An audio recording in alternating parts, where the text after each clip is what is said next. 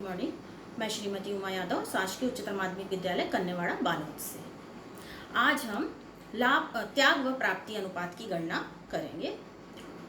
तो मैं आज आपको बता देती हूँ त्याग अनुपात और लाभ प्राप्ति अनुपात क्या होता है। त्याग अनुपात, जब नया साझेदार जो वर्तमान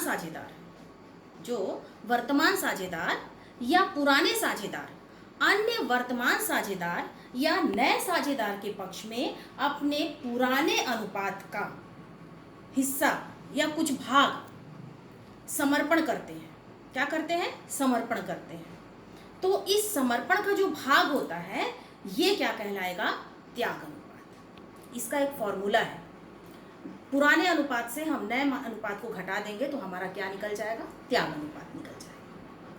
चलिए, ये था त्याग अनुपात। अब मैं आपको बता देती हूँ लाभ का अनुपात, लाभ प्राप्ति या नफे का अनुपात। लाभ प्राप्ति अनुपात का अनुपात जो है, इसमें वर्तमान साझेदार या शेष बचे हुए साझेदार किसी अन्य साझेदार या अवकाश ग्रहण करने वाले साझेदार के लाभ में से कुछ हिस्सा या भाग जो है वो प्राप्त करते हैं।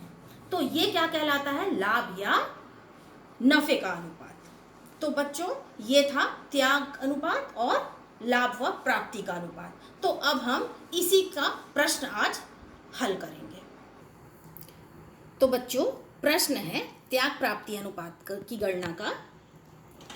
x और y 6:4 के अनुपात में लाभ हानि का वितरण करते हैं।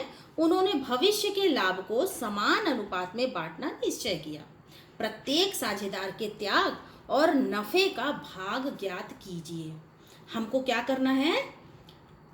नफे का अनुपात और त्याग का अनुपात बताना है, भाग बताना है। तो आपको मैं बहुत अच्छे से बता चुकी हूँ कि त्याग अनुपात क्या होता है और प्राप्ति अनुपात क्या होता है। तो सबसे पहले हमारे पास दो साझेदार हैं, x और y। x का अनुपात है 6, y का अनुपात है 4। 6 और 4 टोटल कितना हो गया? 10। तो हम पुराने साझेदार हमारे पास कौन है? x और y। तो पुराना अनुपात ले लेते हैं। x का अनुपात अब कितना हो जाएगा? 6/10। 6 और 4 10 हुआ, तो इसका अनुपात 6/10। और y का कितना हुआ? 4/10। नया अनुपात क्या है? तो यहाँ पर बताया है नए में उन्होंने भविष्य में समान अनुपात बांटने का निश्चय किया है। तो नया अनुपात हमारा क्या हो गया? 1:1। क्या बोला है? नया साझेदार समान अनुपात में हम बांटेंगे। जो नया हुआ है उसमें क्या हुआ है? भविष्य में वो समान अनुपात में बांटेंगे। तो हमने क्या कर लिया? 1:1। 1 और 1 2। तो x का भाग क्या हो जाएगा? 1/2 और y का भाग क्या हो जाएगा? 1/2। सिंपल फॉर्मूला त्याग अनुपात का मैंने बताया था, पुराना अनुपात माइनस नया अनुपात। पुराना अनुपात हमारा क्या है? यहाँ से देख लीजिए, 6/10 है। x का क्या है? 6/10। और नया अनुपात क्या है? 1/2। हमने दोनों का लिख लिया। पुराना अनुपात 6/10, नया अनुपात 1/2। किसका है ये? x का। किसका है? x का। अब नीचे क्या है? इसका एलसीएम निकाल लेते हैं। क्या एलसीएम? लघुत्तम समापवर्तक। 10 और 2 का लघुत्तम आप निकालेंगे तो कितना आएगा?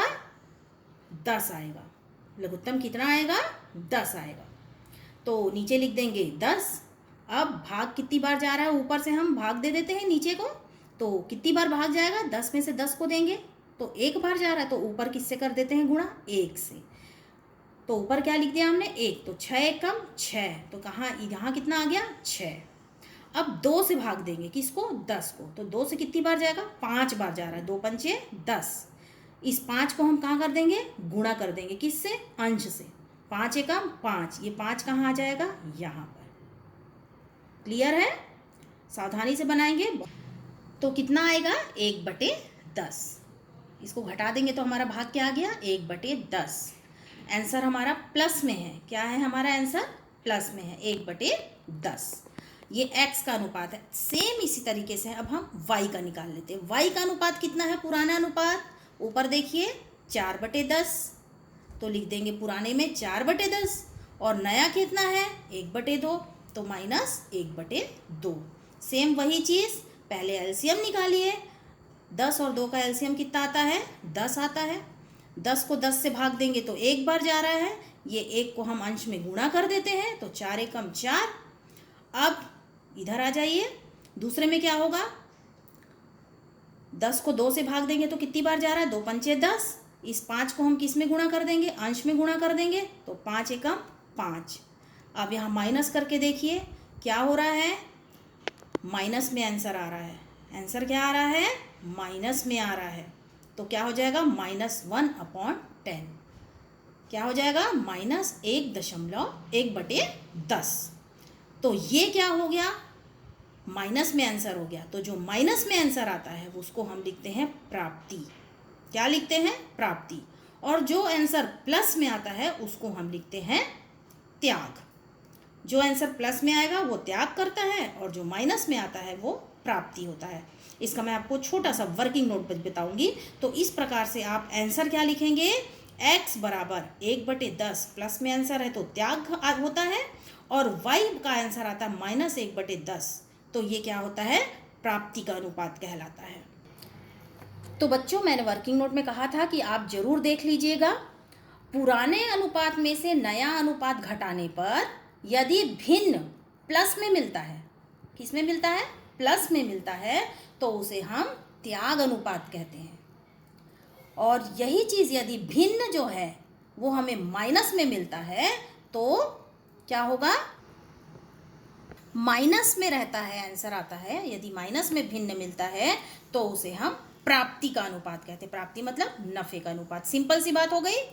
नए में से हम क्या करते हैं? पुराने में से नया अनुपात घटाते हैं। प्लस में आंसर आया तो त्याग अनुपात, माइनस में आया तो नफे का अनुपात। तो आप इसे याद रख लीजिए और प्रश्न और उदाहरण के सारे सवाल जितने में भी आपको प्राप्ति और त्याग का अनुपात की गणना करनी है वो सारे सवाल आपके इसी प्रोसेस से बन जाएंगे। Thank you.